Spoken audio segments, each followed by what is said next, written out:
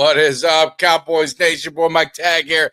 Hopefully you guys are doing well. Hopefully you're getting ready for some turkey, for some football, for all the trimmings, and hopefully another Cowboys victory. So just let me be one of the first, if no one's done it already, give you an early happy Thanksgiving. You see, I'm redoing the mini cave. I finally got some of my pictures in. You see my hurricanes over my other shoulder. You see the Michael Irvin and Alvin Harper back-to-back signed photo. I got my Cuts by Jones up.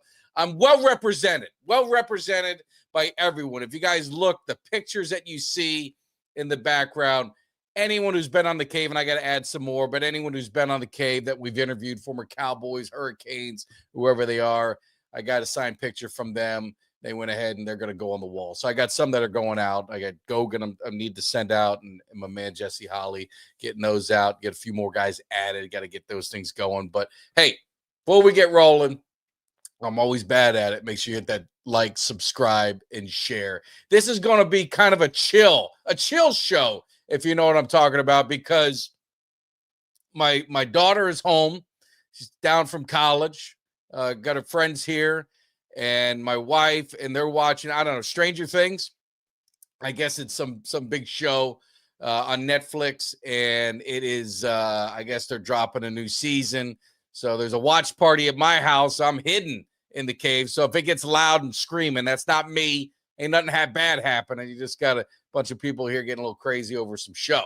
So that's what's going on in the cave. Let me get my chats up so I can get these comments going. And I did invite an Eagle. I did invite my man Aiden. He said he was going to be on the show. So if he is, we're going to look back, because I was on his show, and, I told him, win, lose, or draw, I expect you to come in and either, you got your flowers, or you're going to eat some crow. You're going to have to deal with Cowboys Nation when we laugh at you a little bit. So if he gets on, if he's got the nerve to come on and he's got the balls to come on, we'll get into that. But till then, we're going to talk about this showdown that we got tomorrow. You're talking about Kansas City Chiefs versus the Dallas Cowboys, man. And, I don't know how you guys are feeling about this game. I'm excited. We don't get to see Patrick Mahomes very often, and we sure the hell don't get to see him at AT&T. So it's going to be a good matchup. The defense is playing well. The offense obviously is rolling. This is about the healthiest the Cowboys have been probably in a couple years, easily in a couple years. So everything is pointing to a pretty good showdown. But the one thing I'm just going to say, I respect the hell out of Patrick Mahomes. And I don't like playing. I get nervous playing the Chiefs. I know they're 6-5, but it's Patrick Mahomes. It's the Kansas City Chiefs. It's Andy Reid. I go back to Andy Reid days when he was with Philly, and the pickle juice. If you guys old school people might remember that, when it was a season kickoff, and Madden made this big thing about pickle juice, and they beat the living crap out of us, and that was the whole reason they said was pickle juice, because it was so hot out, and I guess that helps with cramps and all this other stuff. So that's my one memory of Andy Reid, how it started. So we're going to see, but look, do I see someone in the background? We're going to get back to the Chiefs, but someone in the background finally had the nerve to come in the cave after he was talking all that smack. I watched he was doing a live show. He was jumping and hollering. That restaurant was going crazy. The crowd was going nuts when they were up 21-0. And my man Aiden was feeling pretty good. What is up, my man? How you feeling today? Welcome to the cave. I'm so happy you're here. Listen, it's great to be here with you. I wish I could say I was feeling better. I was having a great experience for about, an hour of that game. I'm back home for Thanksgiving, which is probably a good thing. I'm in my parents' house because I have to keep it PG to an extent after that debacle that we saw on Sunday afternoon. Well, first of all, welcome. If you guys don't know, Aiden's with Birds versus Boys. We just got the birds here. We don't have the boys' side. So I'm going to fill in the boys' side for him. But I was he going to does say, a great job. He's been a good friend. I've been on his show probably, I don't know, it might be going like 4 years now. We have this little rivalry going back and forth. And I wanted, if you come on my show, I come bringing gifts because you come on the show and bring gifts. So I called one of my buddies, my main man Mark. He was at the game. And, I know you love history, so I just didn't know if you wanted a piece of history, one of the towels from the game. Maybe we'll send it to you, and you can, we can put the score on there if you want us to. We can put the first half score and the second half score. We could figure something out. Maybe I can get someone to sign it for you, man. Would that be nice? Put that up there. That'd be very nice. Could I have the rally towel, but it just says 21-0 with 11 minutes and 30 seconds left in the second quarter, and I'll just hang that one and put it on the wall and pretend like the rest didn't happen. But no, man. Well, appreciate you coming in and hanging with us. So I know it's been a while. So I mean, it's a short week for both of us, and I do want to get in to the Cowboys and Chiefs and the Bears and Eagles because I think this is one of those pivotal weeks. Dare I say, if the Eagles were to let this hangover linger another week, and if Dallas, which is they got their hands full. Don't get me wrong with the Chiefs, things could get a little interesting in the NFC East, but that's still a little ways to go. But looking back at the game, you were doing a live show at a Philly bar. Just take me through. I seen it all over Twitter. I seen the range of emotions, but what were you thinking? I mean, they jump on, they get the penalty. I mean, everything is good. It was an avalanche going Philly's way. I mean, how are you feeling that first part of the game? First part of the game. Well, you were kind enough to come on our show a week ago, and we previewed this game. And I admitted to you, against all better judgment, that I was very worried about this game and that this could be a loss for the Eagles. And then they come out and they're up 21-0. It's just the most pleasant surprise you could ever think of. The offense looks great. They're moving the ball, which I know this sounds elementary to say, but just not going 3 and out in successive stretches is a big thing for this team sometimes. So they come out, they score their first 3 drives, and you're like, wow, this is incredible. Like, what a start. And then I texted you after the game. From that point on, it felt like I was in a dream where I was standing on the beach and I could see a tsunami wave coming, but my feet were stuck in the sand. So I couldn't move. I just had to sit and watch this tsunami wave just envelop me. That's what the rest of the game felt like. Well, I could tell you, I told a few stories, but the first part of the game, it was my son and I were in there. I have this thing about when they're punting, just let them punt. Like, don't go for the block. Like, and they get the foul, and I take my hand, and I never punch the TV, but I have a couch. I sit in the couch, and I always have a space in between me and my son, and I just give the hardest punch I could on the couch. End up hurting my elbow, and I'm just livid. And then I'm watching the player just keep going. I tipped it, and then I'm screaming at the TV, just challenge it because it was such a huge moment in the game. It was game changing. It turned out he did tip it.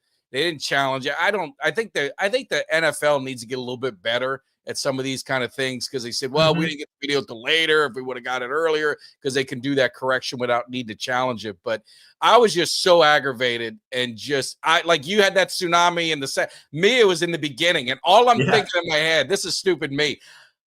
I talked a lot of shit on people's shows, and I did this video. I said, I'm just going to go away for a week. If it gets much worse, I am going to go away for a week, and I'll never come back. And then when we scored, I'm like, you know what?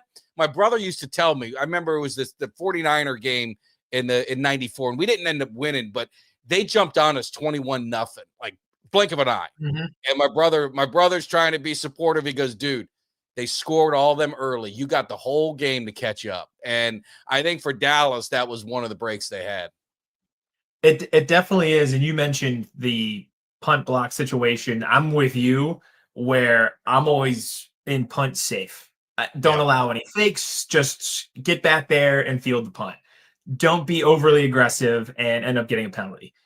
But I can definitely relate because could you imagine in that game just how it would feel to have this monumental special teams blunder that gives the opposing team the ball back in a favorable situation. Could you imagine how frustrating that would be on special teams?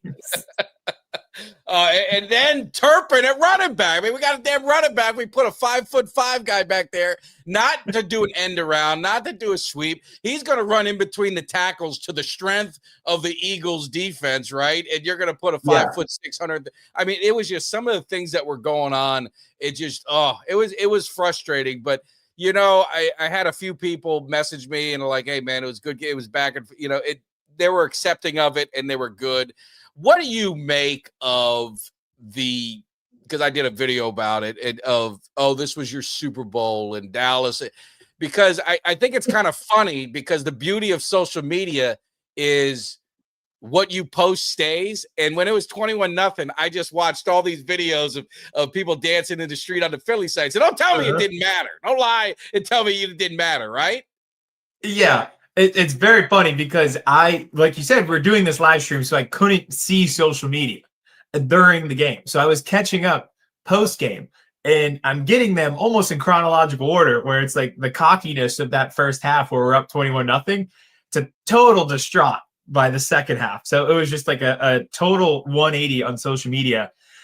If I were Cowboys fans, because I know I am behind enemy lines right now, I know Eagles fans be like, "Oh, it's your Super Bowl. You guys acted like it's your Super Bowl." And let's be honest, you guys were a little excited with the outcome of this game. I thought there was some. This has been a tough year for Dallas. True, I mean, it's been a tough year, and it you know, to win in that fashion. Like if we would have won 24-21, and it was back and forth, it wasn't the way it was.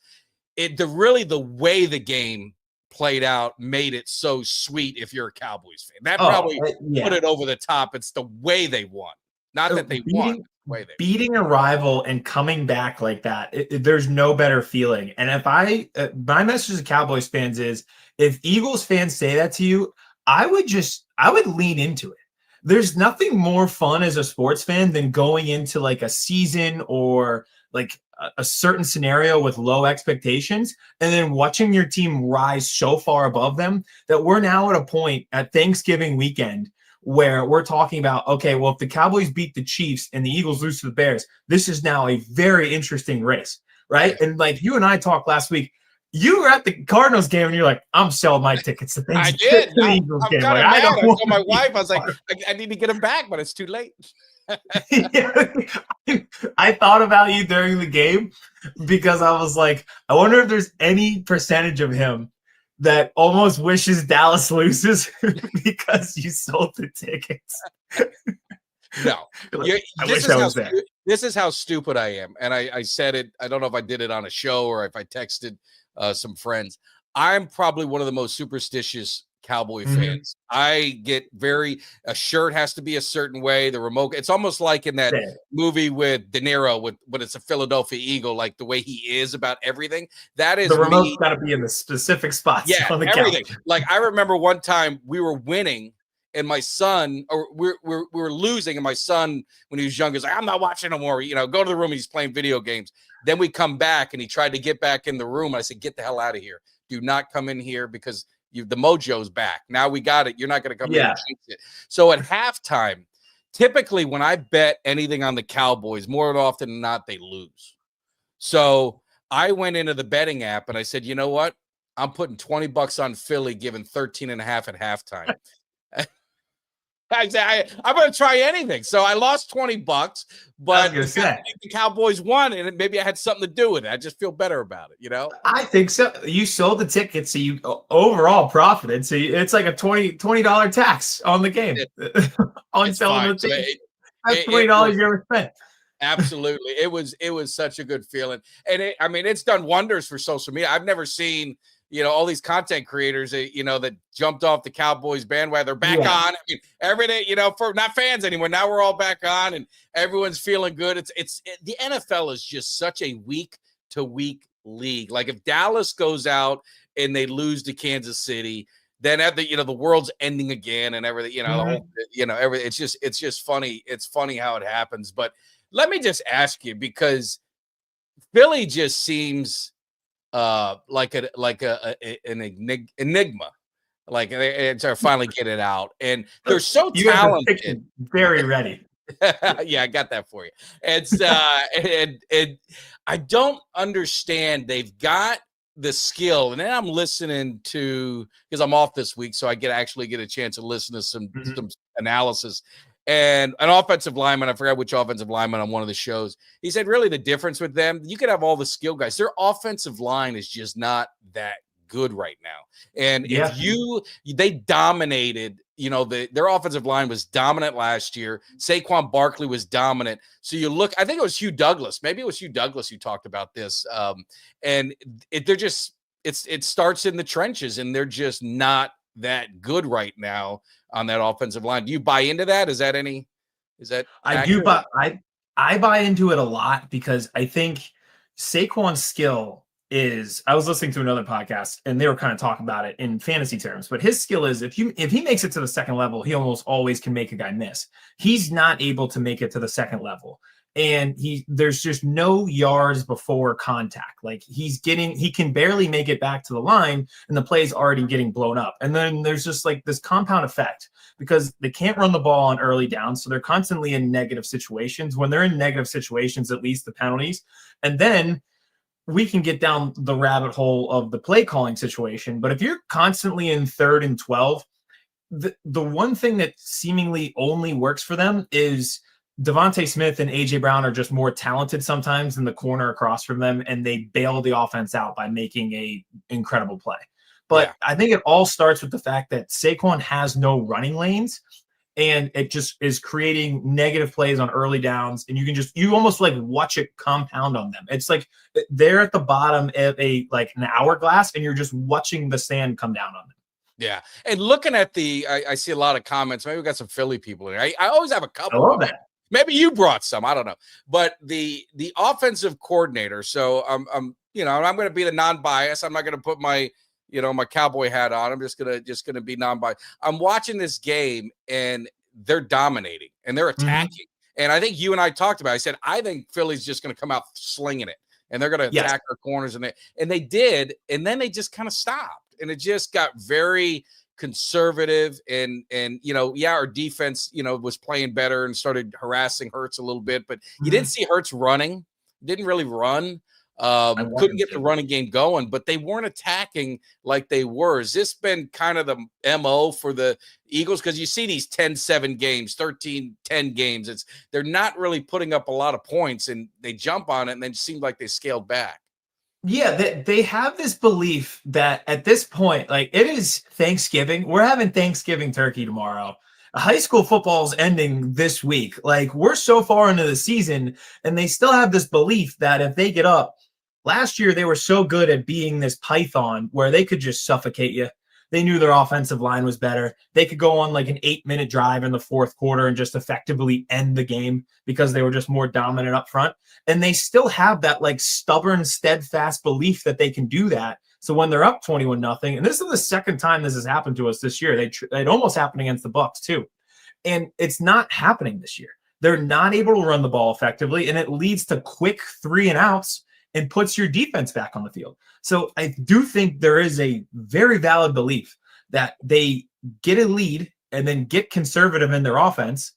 Again, this is a first-time play caller, but it's all of them, right? Like I feel like they just revert back to, well, we were able to do this before. And it's like, well, that's not how the NFL works. Like you said, this is a week-to-week league. That was working a calendar year ago for you. This is now 2025. So you guys have to survive in advance, and they're not. They're kind of just like, well, I know that 2 + 2 = 4 like last year, and it's not this year.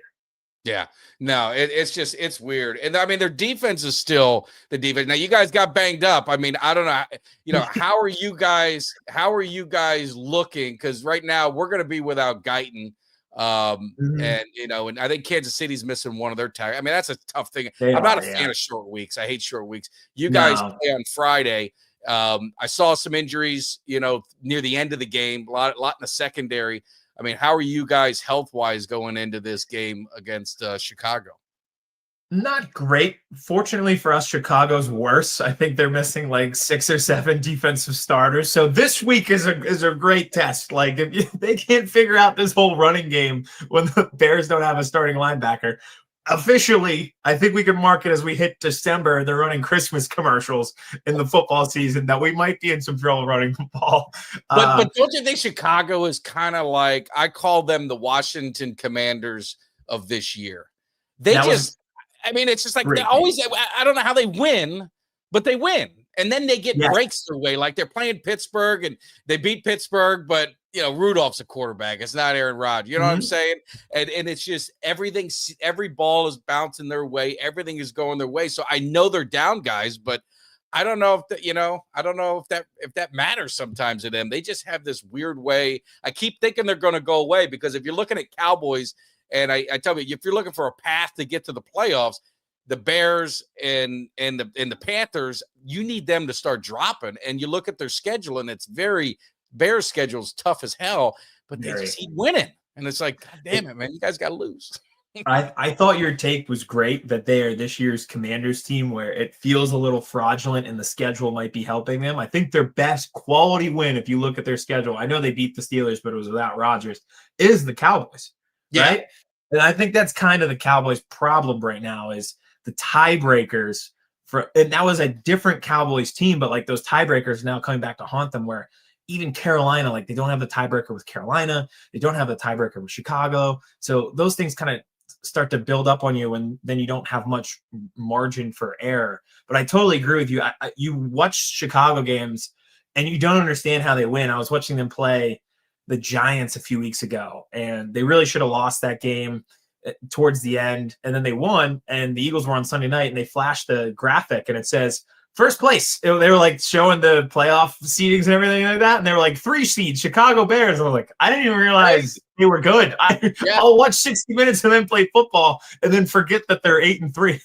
Yeah, no, I mean, I was thinking the same thing when I saw it. And I mean, look at the Lions. I mean, they easily, I mean, the Giants, I don't know what the hell they were thinking. I think they just want to tank on purpose or something with some of their decision making. But I mean, they had that game won. But looking at, just looking at the Cowboys and what they've got to do to try and get in the playoffs, and we kind of talked about it. And love to get your thoughts as sometimes people say I'm a homer. I mean, I'm not being realistic, but the Cowboys got to almost go perfect. I think they can lose one game.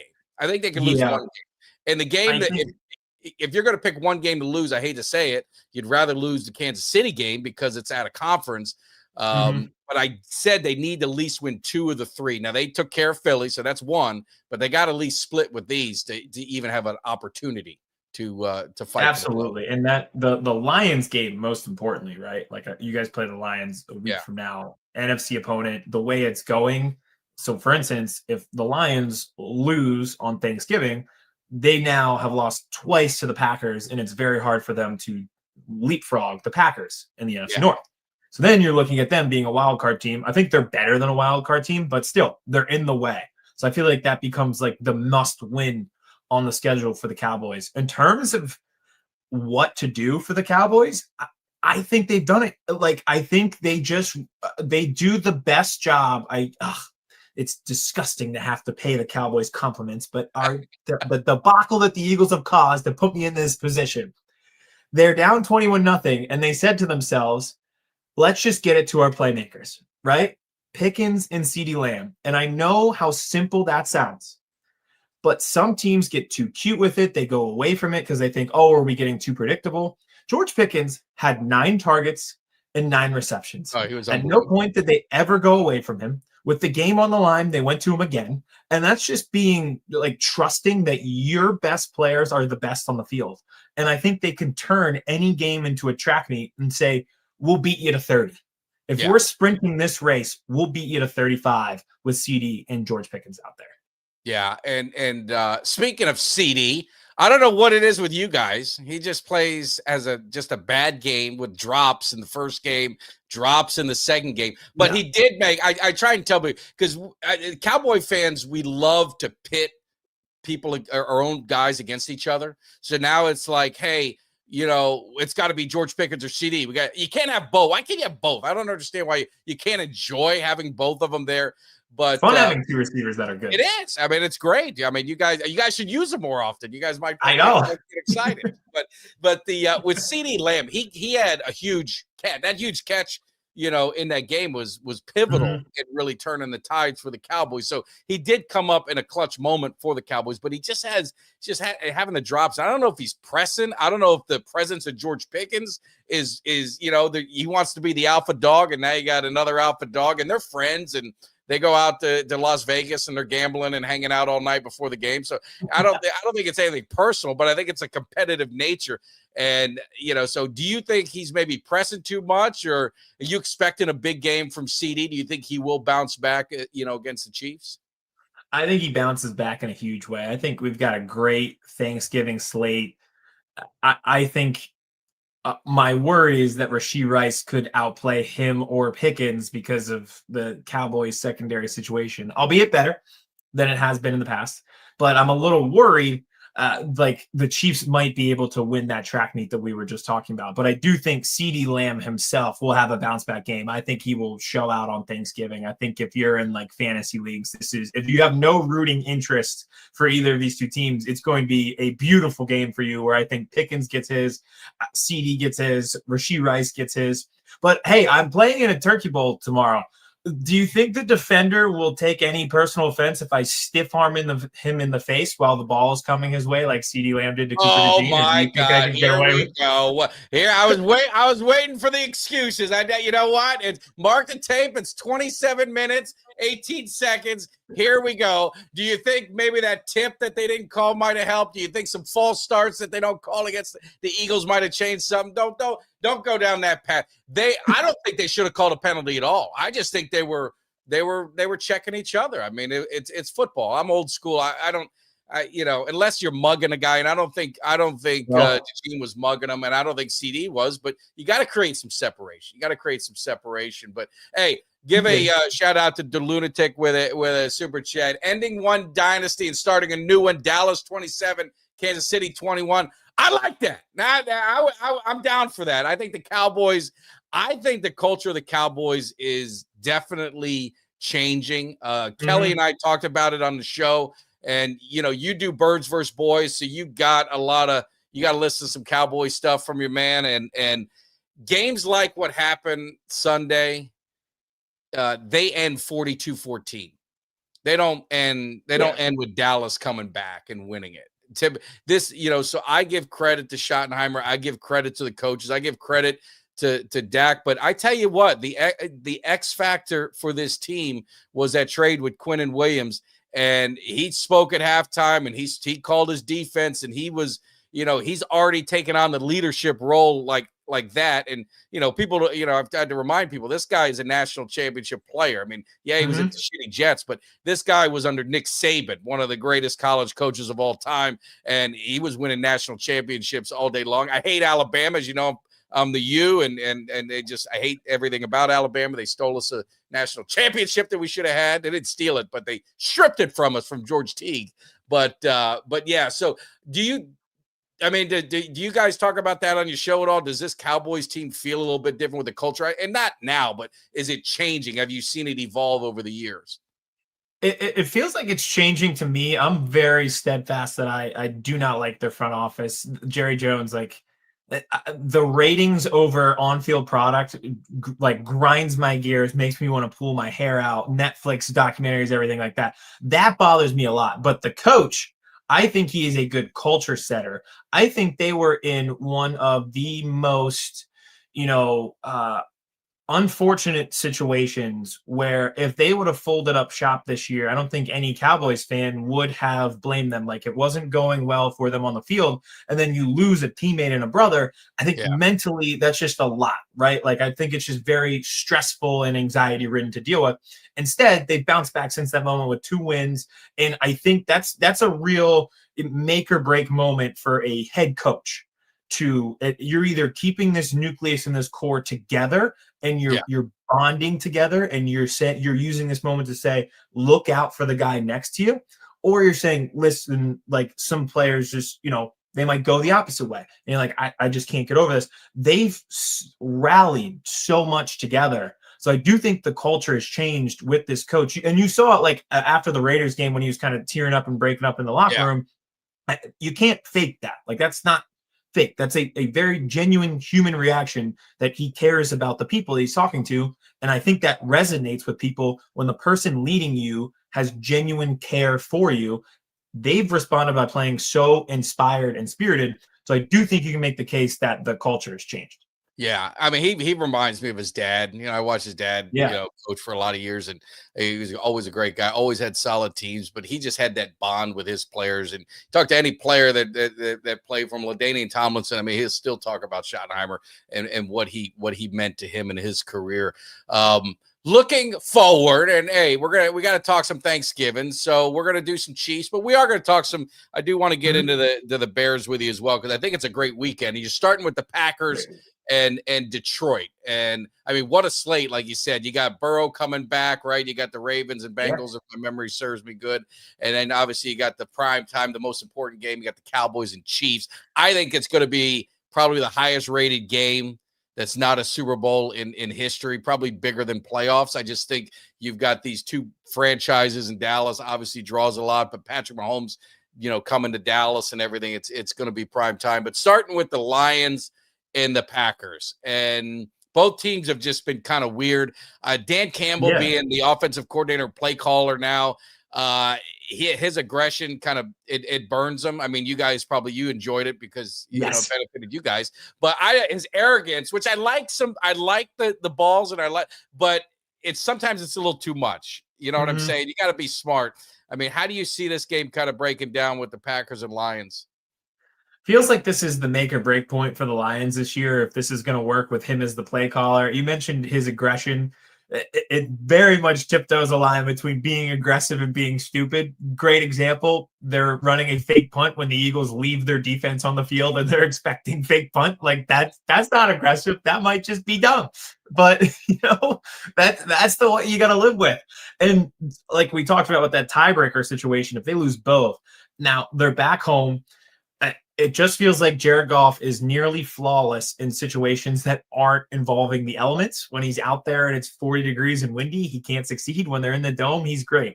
Yeah. And Jahmyr Gibbs, I think we talked about it, the Cowboys getting their skill position players involved. I feel like they were talking about giving the ball to Montgomery more. Just feed Jahmyr Gibbs in every way possible. Get him involved in the passing game, the running game. He should be getting 24 touches per game, and I think they'll be good. So I do think the Lions win this game.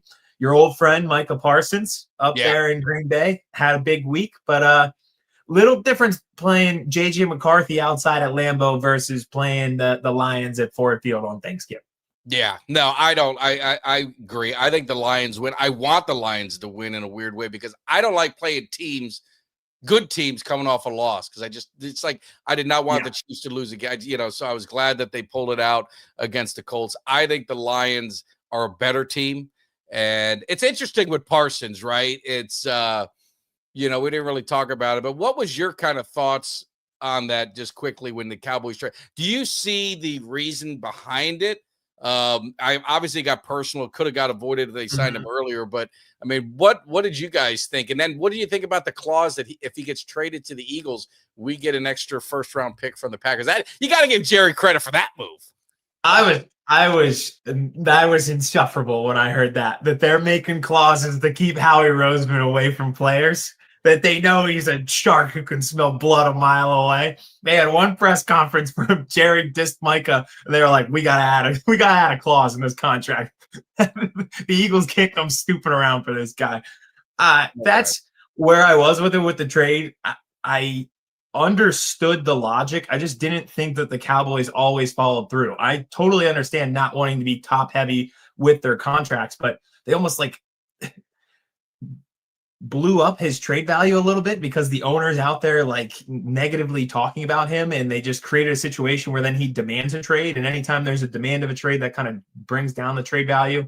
So I'm like, well, now you kind of want to rebuild, but you also have these other top heavy contracts, and like this thing where you say, well, we have a first round pick now, and in my mind I'm like, this is just the mystery box scenario where that first round pick could be anything. It could be Micah Parsons. Like the best possible outcome is that first round pick turns into Micah Parsons. So I understood their logic. I don't know. I didn't always think that they followed through with it.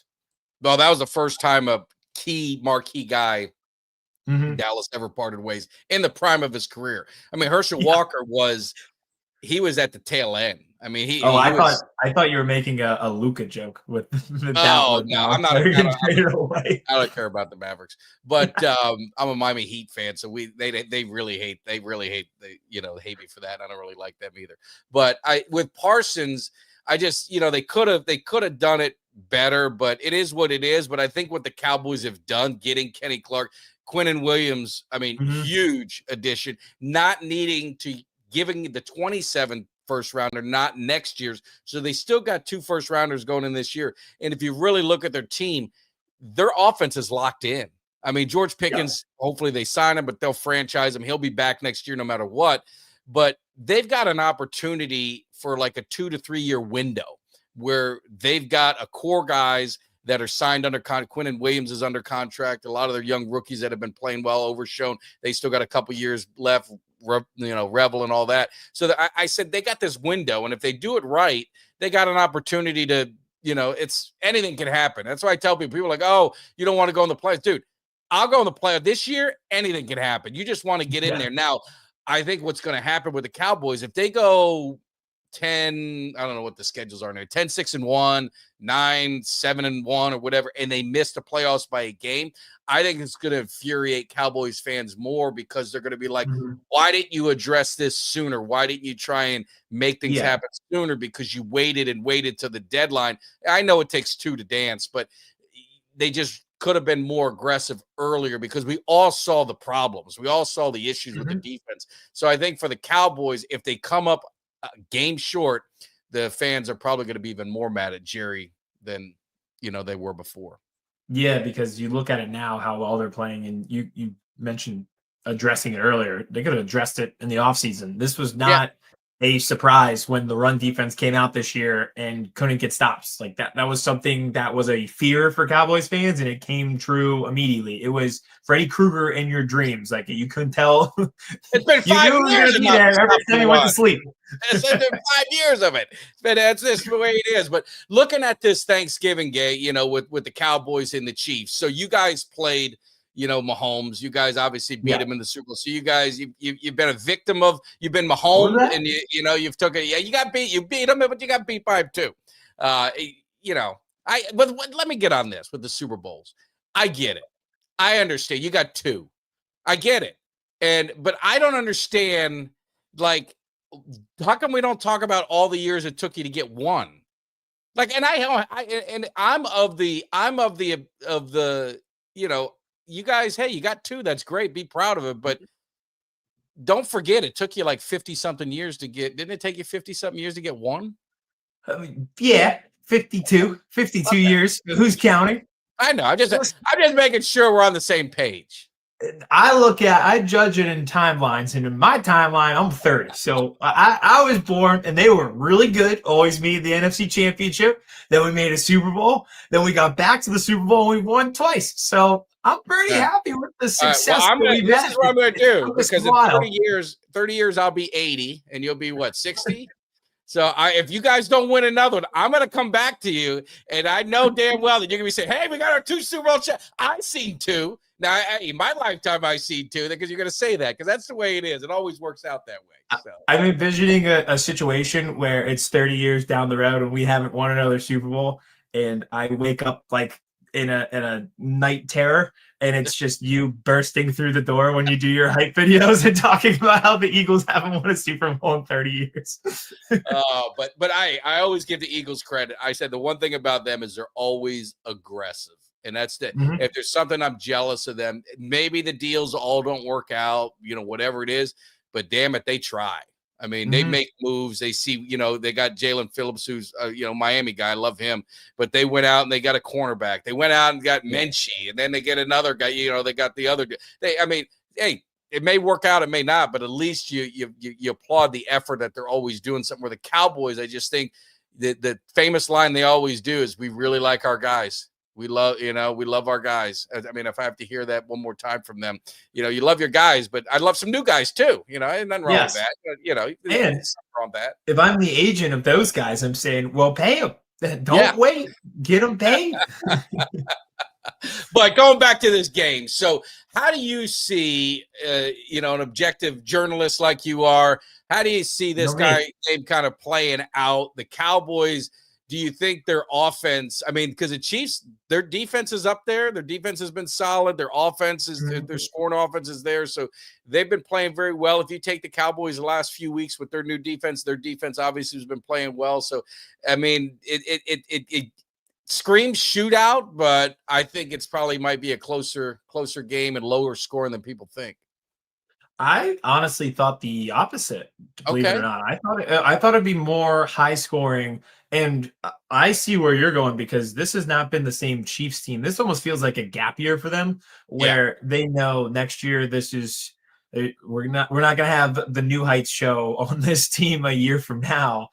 And it kind of feels like a gap year, but I do think in this specific situation, coming off a big win that kind of saved their season, being the Colts, they're 6-5. Now you got Mahomes on Thanksgiving for the first time, and playing maybe a night game they did that, maybe, but I don't know. Yeah, this and in Dallas too, where he was at Texas Tech in Lubbock, it feels to me like a moment, and there's just certain times where you're reminded of greatness. Right? Like certain guys just always rise to the occasion in big moments. And it feels to me like this could be a moment where we walk away from Thanksgiving and because all year we've kind of not really been talking about Mahomes. The Chiefs have been flying under the radar. And there's certain times you watch him and you're like, oh yeah, I forgot. We're all playing for second place when it comes to quarterback play. And I think if I was a Cowboys fan, I would worry that this specific moment in prime time on Thanksgiving, this would be the Mahomes moment. Yeah. What worries me is I think about Matthew Stafford when he had his homecoming because he's a Texas guy, and Drew Brees is homecoming, Kyler Murray his homecoming, and they always seem to have their homecoming in Dallas, and they annihilate us for whatever reason. That's what scares me. It's just I've seen this story play out, but I'm just hopeful. The thing about Dallas, we're getting pressure up front, and quarterbacks hate pressure up the gut. So I'm hoping that we can get enough, and you're seeing some of these guys coming off injury playing more on the defense. Rebel's been playing more and more. So you just hope they could slow them down. And they got the fast guys. Pacheco's should be back. It looks like he's going to be back playing. So they're a fast team. So it's going to be interesting. But I got to go to the chat because this is a very good question. So we have a couple Eagle fans that just are in our show every day. And I find it amazing that you would go to a Cowboys channel, but I'm entertained. You know me, I'm entertaining. So I love it. I'm entertaining. But Cuts wanted to know if maybe you can invite these guys to go to your show, and maybe they can watch your show. So where do they subscribe to your show? Give it one more time. Well, I love that. We could balance this perfectly. What if I gave you both teams in one show? Birds vs. Boys Pod on YouTube. Birds vs. Boys. Follow it. Subscribe to it on YouTube. Also on TikTok as well at Birds vs. Boys Pod. So you can get a little bit of both. We can talk about the Cowboys. We can talk about the Eagles. We can talk about the Eagles playing the Cowboys. We can talk about anything within the realm of the NFC East that you would like to on that show. Well, there you go. So, Carl, definitely check them out. They do great stuff. Aiden and Kevin, they do good stuff. And how is Kevin? How's he feeling? Is he feeling good? I haven't heard from him. I thought I would. I thought he'd be one of the first people that I heard from him when that comeback happened. So you've never heard from him? I haven't heard from him yet. You were one of the first ones that I heard from. You and RJ. I posted a picture the next day. He said something nice about the live stream on one platform, and then on the other, he was making fun of me for us blowing a 21-point lead. I was like, this is perfect. Oh, so do you guys have a thing? So I have a lot of friends of mine are Eagles fans. I have a lot of friends that are Eagles fans, and we really don't kind of talk to each other during the game. We don't really say much after the game. Is that kind of how you guys are, or do you guys shit talk each other, or is it kind of like, hey, I know he's pissed off, I'm just gonna let it ride, he knows how I feel. I don't need to say it. You know what I mean? Yeah. So how are You're you guys? gonna love this answer, but I'm just like a super paranoid fan. So even if I'm up, say 21-0 in a game over my biggest rival, my brain will not allow me to celebrate that fact until the clock is at 0. Because my worst nightmare is blowing a 3-touchdown lead to your biggest rival on the road. So I can never talk shit to people during the games because in my head, I'm like, I'll just jinx it and ruin it.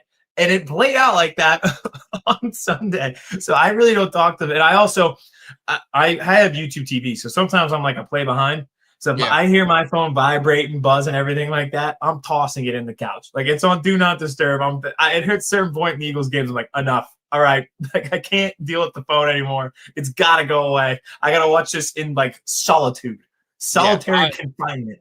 I'm the same way. I keep my phone away. I don't post, I'll post during the game, like touchdown or whatever, but I don't post any videos and I don't claim any wins. Even not like when I did the video after the game, like I had, the way it is my son's sitting there. My wife was, in one of the chairs. I gave her my phone. I said, look, if he makes the kick, just hit record. I don't want nothing because I don't like I see so many people that record the kick and I say I ain't doing it because I'm not jinxing anything. Because if they miss it, then it's my fault. I got too cocky and the karma got me. So I said, just wait. As soon as they win, I said, I'm just going to jump up and I'll start, going on my rant. And the funniest thing about my rant, honestly, is I think you get the humor. I had people like, they get so mad. And they're like, this guy obviously doesn't know football. He called Eagles frauds and they won the Super Bowl. And I'm like, dude, do you get like the shtick of it? Do you get like it's all in good fun? It's the old Ric Flair and wrestling where you just got beat by the guy, but then you tell him he stinks and you know what I mean? It's that whole thing. The guy beats the shit out of you and you're talking shit to him as you're walking out of the ring. I mean, that's the whole perfect point character to play.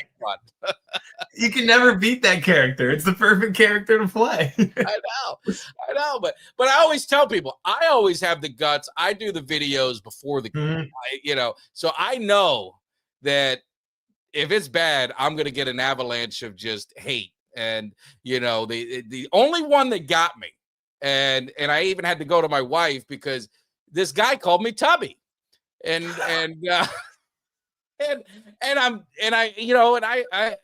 think I'm in good shape, and I told my wife, I said, why?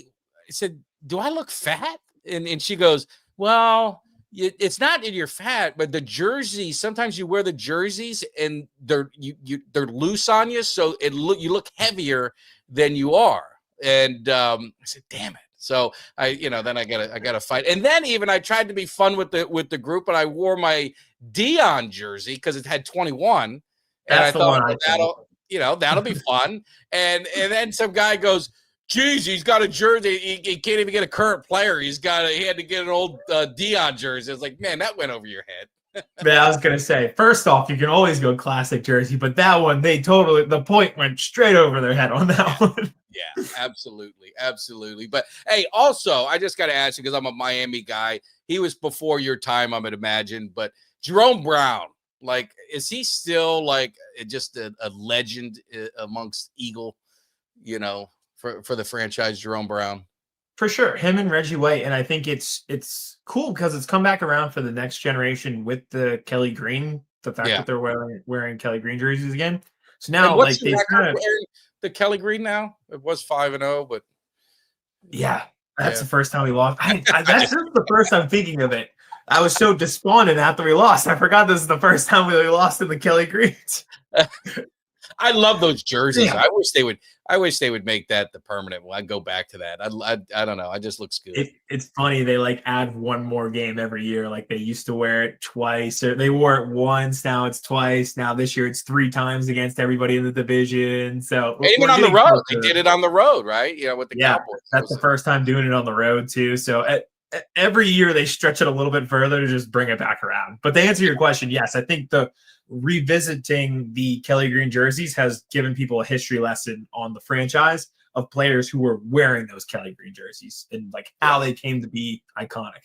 Yeah, I tell you, if he didn't get killed in that car accident, he would have been probably the greatest defensive tackle that ever played. I mean, he was just unstoppable in Miami. I had Kevin Gogan on my show a couple times, and he would talk about Jerome Brown.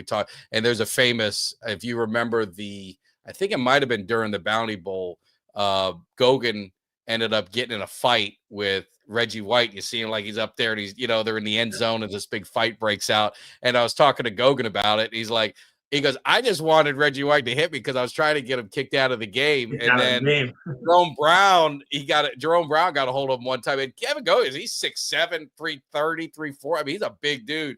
But he said Jerome Brown he just was so strong. And Michael Irvin told a story when it was what's his name? Not Jimmy Johnson, our guy Schnellenberger recruited Jerome Brown at Miami. He lived up in just north of Tampa and in Brooksville, and his dad used to work on cars. And they pull up, and it's like, hey, we're here to see your son Jerome Brown. And I guess he called him over, and I guess he needed help with the car. And Jerome Brown had to lift the car up. No jack. Wow. He lifted the damn. He was so just country strong. I mean, it was so sad. I mean, he was one of my favorites at Miami, and I didn't like that he was an Eagle, but it was still fun to watch. It was fun to watch him. But yeah, definitely the Kelly Green. The Kelly Green is good. So looking at the last game with the Ravens and the Bengals, 1-5. The Ravens 1-5. Now they're in the lead of the division.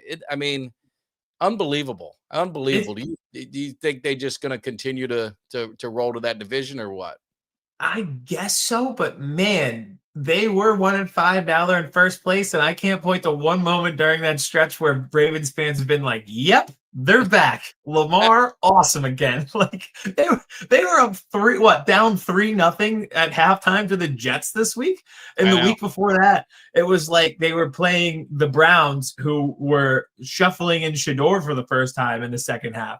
So, and even that, like, they had a pick six. Like, it wasn't the offense that got going. And every week, I don't know what they might have to amputate Lamar's leg Civil War style at this point, because he had a hamstring, then he had a knee, then he had an ankle, then he had a toe. He's been on the injury report 4 straight weeks, 4 different things wrong with his leg.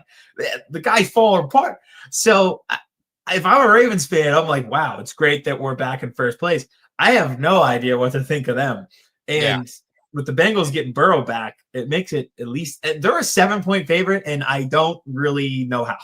No, I agree with you. And looking at the AFC, I just want to get your opinion while I got you on before we wrap up. It almost looks like a changing of the guards. Like you're seeing the Bills vulnerable. Chiefs, we talked about, seem to be vulnerable, but they got Mahomes.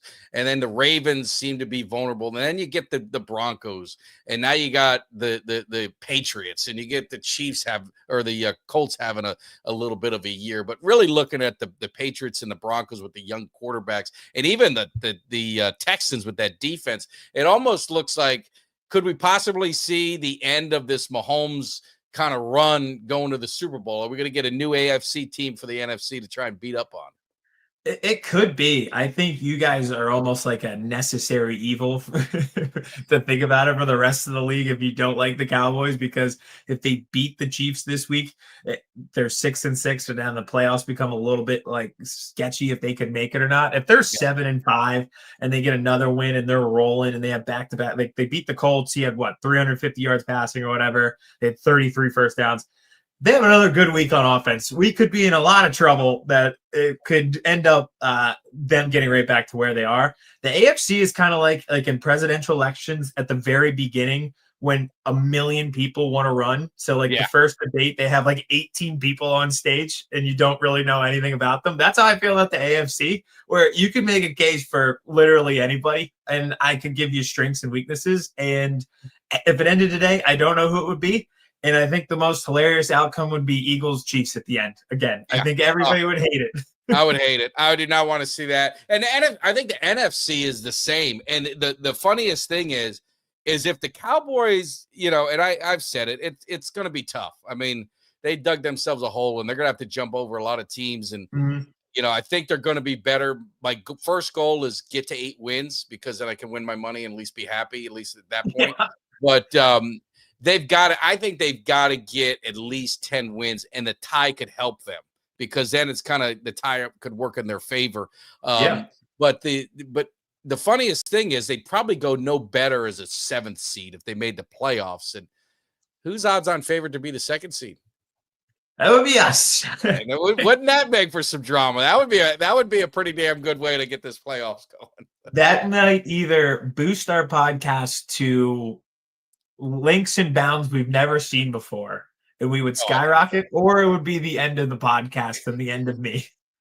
I think I'd probably be the end of the internet, social media. I've never seen so much. Like, I don't know about you. Like, I was showing my wife, I said, just Sunday, between that game and midnight and whatever, it was like 500,000. I think I hit 500,000 just impressions on just videos and retweeting, like the Eagle guy that was dancing in the stands. And I just put like, hey man, you just learned a life lesson. It's a 60-minute game or something like that. And it got like 150,000 views. And then this other one was like 80,000. And then, and even our shows, like we gained like 100 subscribers just over the weekend doing pregame, postgame, and then the day after. And it's just, Eagles and Cowboys are good for content. I mean, like I said, all the content creators are back. All the ones that, they said they're not Cowboy fans anymore. They're all back in the game. I love it. I want all my boys back. They're leaving me high and dry, but it just seems like it's good for business. So I can only imagine what a playoff game would do in this time. It'd be crazy. It would be really crazy. The content creators, they heard all about, you got 100,000 impressions on every post and 100 subscribers. They're like, all right, we're back in business. Me, on the other hand, after that loss, it was so bad. We were on the train home from New York from that live stream. I was like, I'm just going to go home, turn my phone off, and watch Stranger Things. I don't think I can handle the internet right now. Are you a Stranger Things fan? Big time. Huge. Okay. So you missed the beginning. So my daughter's home from college, and she had a friend of hers came down, and then her 2 other friends came from college from others. And in my living room is a Stranger Things, I guess, party, because I think it's the new season dropped tonight. New season. I think it started the same time we started. Last season, new season. So that's awesome that they're doing the watch party together. Well, Lisa, I said, just hold, pipe down a little bit, because Dancing with the Stars was last night, and I'm hearing this screaming, and I'm hearing all this noise, and my daughter, she's funny, and she used to do the videos with me when she was a lot younger. Now she's too cool for it, but now she's doing social media stuff. And I'm sitting there, and I heard all the screaming, and my wife came to bed, and I'm like, what the hell was she doing? She goes, oh, she was happy that whoever won. I said, she recorded that, didn't she? I said, she's exactly what I was bitching about. These people that record, like, they put the camera up and then they do their reaction while they're looking at the camera, and like they know, so then they overemphasize everything about it to, what I mean? It's like drive me nuts. We'll have to have her bursting through the door and giving like a hype speech. This series finale of Stranger Things is New Year's Eve, so she's got to do her own Stranger Things hype video on New Year's Eve to promote the show. Kind of like her pops. She's here, so I'm gonna try and pull her out of retirement, because I do my video always Thanksgiving. I'll do it Thanksgiving morning, and I'm gonna see. But she got to a point. It was probably the most, when you don't have any kids yet, do you? I do not yet. So like when you have a kid, like, she just loved the videos. Like, when I did, she memorized. I still have the video. She watched my video, memorized word for word everything I did of, that first video. And then she started doing the videos with me, and it was just a lot of fun. And she got to meet Zeke's mom, awesome. Followed her on Twitter and all of this and that. And then like we were doing this video, and she was just kind of like half-assing it. And I'm like, hey, I said, do you not want to do that? I mean, where's the energy? She goes, I just don't want to do this anymore. And I was like, dude, I wanted to cry. Like, just absolutely crushed me as a father. But I understood it. She was a teenager, and like she was like 12, and now she's 15. And her dad jumping through, it looks funny, but maybe some people, might talk shit or something, say your dad's a nut job or something like that. So, and she didn't want to be part of that scene, so she retired. So we'll see what happens. That is sad though. It's like one of those coming of age moments. You're like, man, it's not my little girl anymore. She's I gonna be an know, adult very soon. but then they come around. Then now she's back. The kids, they do come around. Hey, just want to give you love because you've been great on the show. I don't know if you know Cuts by Jones. He does awesome stuff. What you need to do is you need to call Cuts and you need to order your Birds vs. Boys. He does. You see the hurricane behind me on both shoulders? The U. He did that one. He did that one. He did the Hurricanes one. He did one for Boys with Jesse Holly. What the hell's the name? Boys. God, I always forget the name. It's Boys something. Help me out, Cuts. But he did that one for them. They were talking about it on the show today, and he's going to end up doing one for everyone for like Nate Newton and the other co-hosts and all that. So he does great work. Wow. So if you ever need anything done, he won't do Eagles. That's the only thing. I was going to say, if he would take requests, I know these walls will look bare. I'm at home. Yeah, we got to get some stuff out of it. We got to get some stuff. This is my parents' house, but at my house, it probably doesn't look much better. And if he does Eagles, I'll take the Eagle.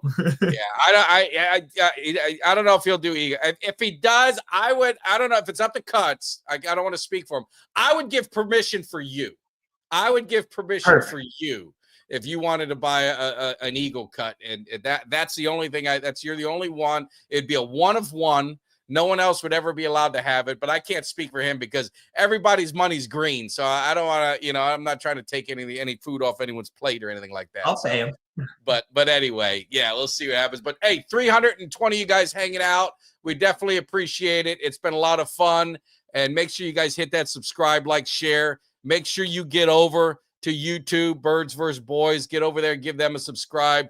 Aiden does awesome stuff. Kevin, unfortunately, he's too good to come out. His chance to gloat, and we could have had a Texas tornado match, a handicap match, whatever you guys want to call it. We could have really, really made your life miserable, but he backed out on it. He didn't want to do it. I know. That's all right, though. That's all right. I appreciated you coming on the show, previewing this game for us, which was awesome. And then it's great to be on your show as well. It's been a fun week, minus the outcome of the game. It's been I've been off all week, so I've been in heaven. So I've been loving it. I definitely appreciate it. And tell everyone one more time where they can find you on all social media platforms. One more time. Make sure you guys get over there and do it. Absolutely. Birds vs. Boys Pod on YouTube. It's the same on TikTok as well, Birds vs. Boys Pod. So I'm always cutting up YouTube shorts and TikTok clips. If you wanted to follow me on Twitter, it's at Aiden_34_powers. And then I run an account called Philly Fan Life, which is all of the Philly sports teams, not just the Eagles. So that's a little blend of everything. But thank you again for having me on the show. Thank you for coming on our show. I will always face the music, even when my team torments me like the way they did on Sunday. And if there is a playoff game, a 2-7 matchup, what could go wrong there? For us, we will absolutely be doing this again. We'll definitely be doing it again. And like I said, love being on your show and having you on here as well, man. Always good to mix it up with you. Have a great, happy Thanksgiving. I would say good luck to you guys, but I'd be lying, and I know the feeling's mutual. So we'll just leave it as, hey, just everyone stay healthy. We don't want any injuries. I don't want any injuries in football. I don't like it. So we'll see what happens. The season ain't over. I know you guys said I see 5-5-1. Everyone tells me that. You guys didn't learn from last week, man. It's 60 minutes. It's 17 weeks. Right? I'm keeping my mouth shut till we're through 18 games. No victory laps till we're done. Absolutely, man. All right. Take care, Aiden. You guys appreciate it. Happy Thanksgiving. Be looking for that hype video tomorrow morning. We'll get this party started. And then Cowboys, Chiefs, Mahomes coming to AT&T. I'm so upset I missed it, but I made $3,000, so it's all right. I'll get to hang with my family. So I'll see you guys. Take care. See you. Give me somebody that's hungry. Give me somebody that's hungry. I need somebody.